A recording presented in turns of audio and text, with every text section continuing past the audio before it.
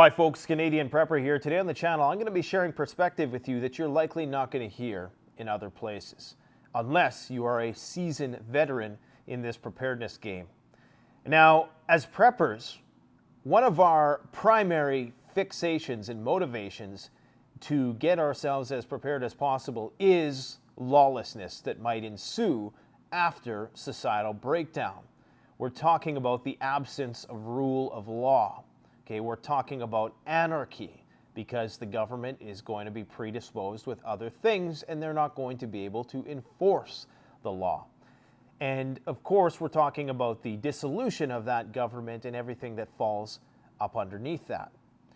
But as I get older, the more I realize that that fantasy is going to be very short-lived. You see, a part of continuity of government is enacting the War Measures Act, also known as the Emergency Powers Act here in Canada. Your country might have something similar. Essentially, it equates to martial law by another name.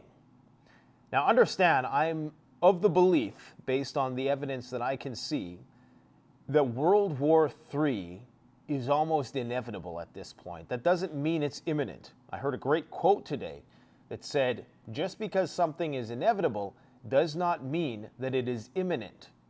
But what we need to understand is that Ukraine, if it's not a trial run or a training ground, you can bet that governments are taking notes.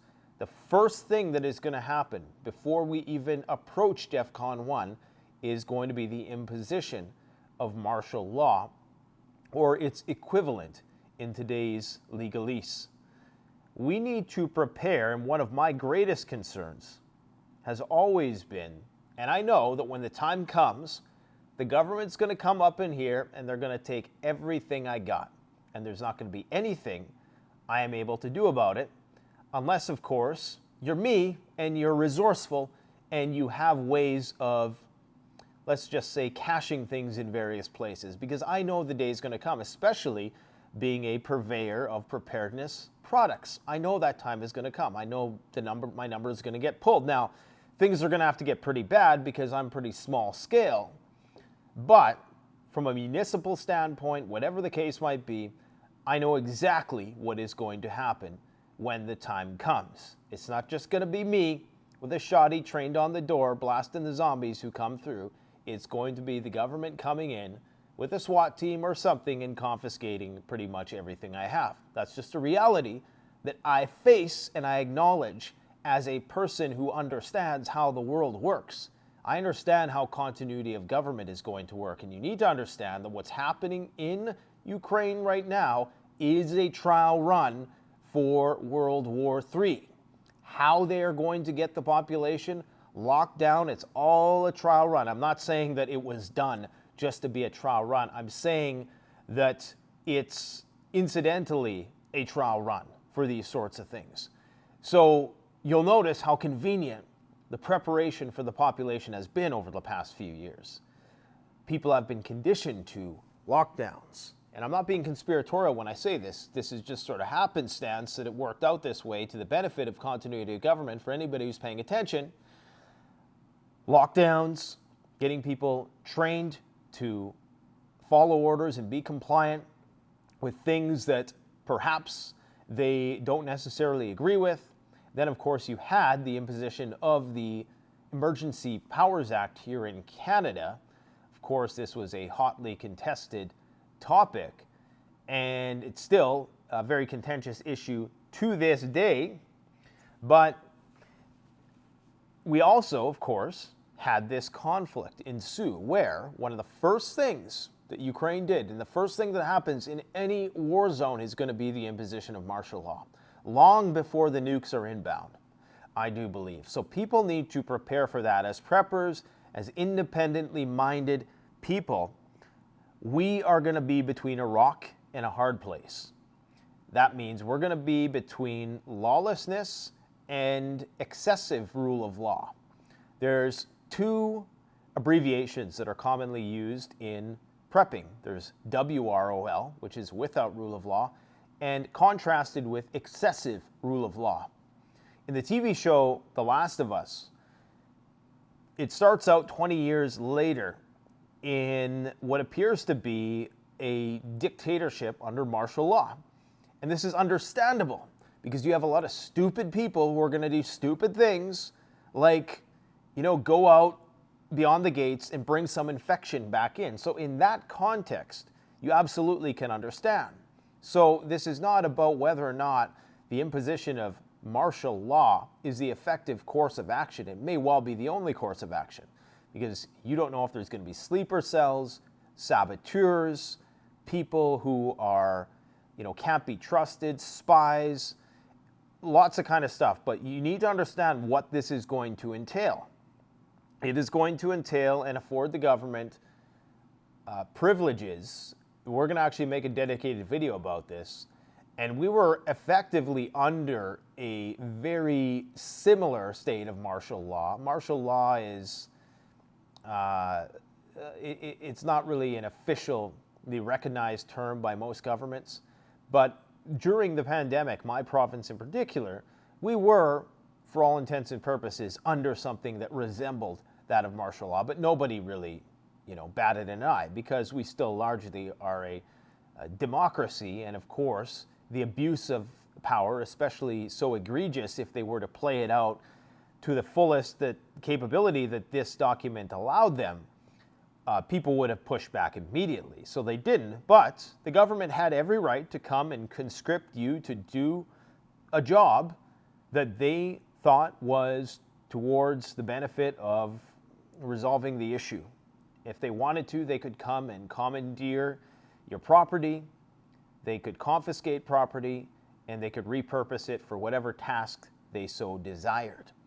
And that was just that pandemic. Now, like I say, they didn't fully exercise the privileges that this ruling would have afforded them during that period. But in wartime, you can bet your ass they will.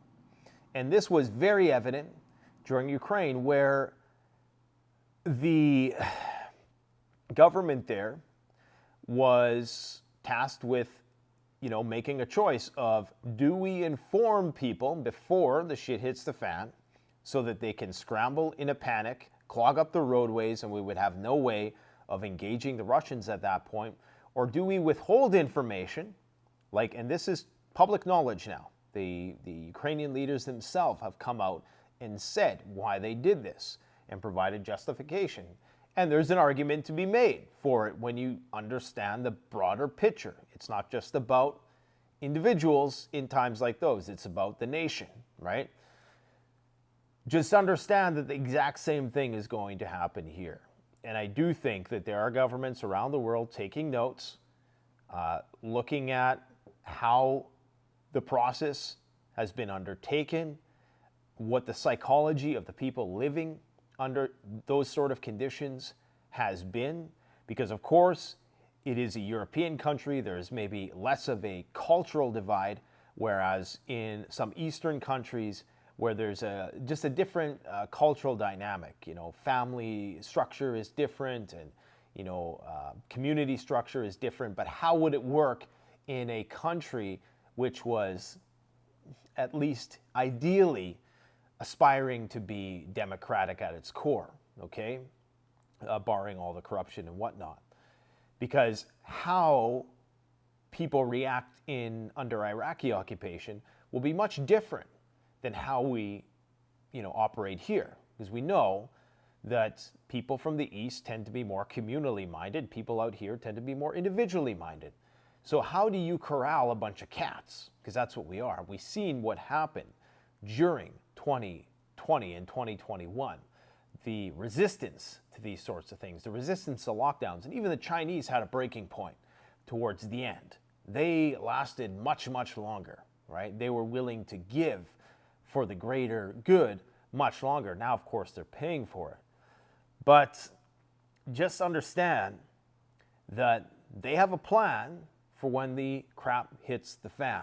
The first thing that's going to happen is martial law, and they're going to make a good case for it. And it's going to be hard to argue. I mean, obviously, as an individual, you're going to argue it.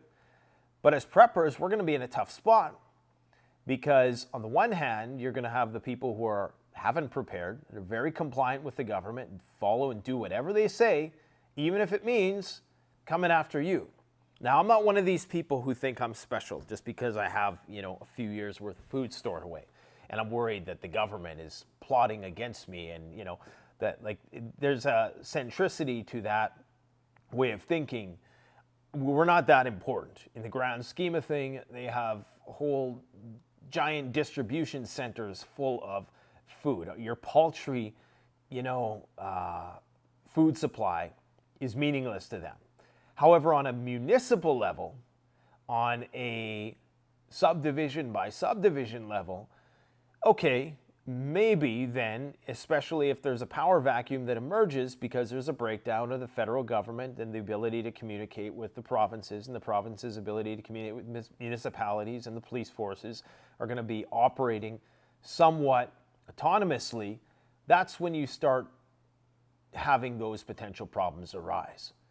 So as much as we talk about the risks, the security risks of lawlessness, rioters, misfits, marauders, petty thugs, gangs, things of that nature, as much as we are concerned about that, the biggest absolute threat is always going to be the government. The government is going to do what they have to do to preserve continuity. And I'm not saying that there's not people who believe in our Charter of Rights, if that's even, really anything worth dignifying nowadays, in terms of, does it really afford us the privileges that we deserve? In that sense, if you're in the Constitution in the United States, I'm sure there's people in the government that believe in the Constitution that will still be forced to make a decision, right? They have to make this decision. Do you put nation over individual? And understand that the nation will be put over the individual. And you are that individual, which is why you should take responsibility for yourself. But understand, as a prepper, you're going to be tasked with zombies on one hand and excessive rule of law on the other. Excessive rule is the rock, and without rule of law is the hard place. So you're going to find yourself somewhere in between the wasteland and a dystopian prison, a dystopian panopticon. This is going to involve the control of the media. It's going to involve probably a lot of smart technology, whatever is reserved and carried over into that world, that post-collapse world. And remember, we're talking here, we're not just talking post-nuclear disaster, we're talking in the run-up. It's going to reach a point where I've said in the past that wars will never be declared anymore because we're living in this euphemistic sort of fantasy land world where we never are, we're just going to be in a de facto state of war, but it's never going to be de jure. It's never going to be officially recognized as such. But there's going to come a point where it's obvious our commitment and the threat, regardless of whether or not we're at war, they will impose these emergency measures acts. That might be why they changed it from a War Measures Act, because if you impose a War Measures Act, it automatically presumes you're at war. Well, what if we don't want to admit that we're at war? What if we don't want to admit there's a recession? What if we don't want to admit there's inflation, right? That sort of thing. So all I'm saying, guys, is have a plan, be prepared. People like me who perhaps are known by a few more people than average, we have to be concerned about the fact that, especially if I'm in this industry, that's just a fact of life. So you have to make contingency plans for that. And understand, if you're a farmer, if you're somebody who has something of value in that situation and you have it on a large scale, then you will be singled out. In fact, there's a great show. It was called Jericho. And as much as I thought the characters were a little too dressed up, a little too much makeup, and it took a little while to get really interested in that show. But it shows what happens after nuclear bombs go off in several United States cities. Of course, there's, I could cherry pick it and I could pick it apart, I should say, and figure out all the things that they did wrong in the show. But by and large, it depicted what a world like that would look like. And just like I'm saying, one of the first things that happens is the mayor and his sheriffs and the good old boys in your neighborhood are going to come out and they're going to start making rules. And unless you have the legitimacy or the show of force, legitimacy won't really matter at that point. Obviously, this is where community comes in, having a strong community to resist that descending into tyranny. Now, I need to emphasize that just because there's an Emergency Measures Act being put into place, just because there is effectively martial law going into place, doesn't mean it's tyrannical. But it can become tyrannical. And of course, as the saying goes, absolute power corrupts absolutely. So it's very hard, it's very difficult for us to imagine a world where that excessive rule of law, which is absolutely going to be required to a certain extent, won't lead to an abuse of power. So keep your head on a swivel, guys, when it all goes down, and understand that that is going to be one of the biggest threats. And I think that has been made very, very clear throughout the last few years. Let me know your thoughts about this in the comment section below. Thanks for watching. Don't forget to like, comment, subscribe, and stay tuned because we have a lot of interesting videos coming up. We're interviewing Kai, the radiation guy. He left me with this pancake Geiger counter. This is actually what you don't want. Contrary to popular belief, Kai has informed me that there's much better options out there, okay? And we break it all down. Everything you wanted to know about Geiger counters, dosimeters, radiometers, all those things, we're going to break it all down. We're also going to be interviewing Gerald Salenti. So we got that one coming up for you this weekend. And we have our resident NASA engineer, Arthur T. Bradley, coming in to talk all about electromagnetic pulse, EMF radiation, among other things. So stay tuned for that. Thanks for watching, guys. Canadian Prepper out.